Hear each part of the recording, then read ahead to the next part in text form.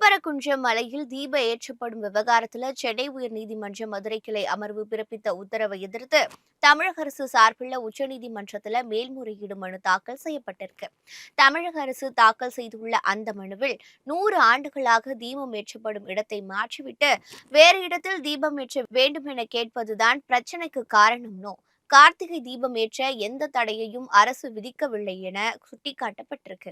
குறிப்பிட்ட இடத்தில்தான் கார்த்திகை தீபம் ஏற்றப்பட வேண்டும் என்ற நடைமுறை பின்பற்றப்பட்டு வரும் வேளையில புதிதாக தீபம் ஏற்றுவதற்கு சொல்லப்படும் இடம் தர்கா அமைந்துள்ள இடத்தில் இருந்து வெறும் 15 மீட்டரில் உள்ளது. இதனால தேவையற்ற சச்சரவுகளை தவிர்க்க வேண்டும் என்பதாலேயே அங்கு அமைதி வழங்கப்படவில்லை. எனவே உயர்நீதிமன்ற உத்தரவை ரத்து செய்ய வேண்டும் என தமிழக அரசின் சார்பில் தாக்கல் செய்யப்பட்டுள்ள அந்த மனுவில் கேட்டுக் கொள்ளப்பட்டிருக்கு.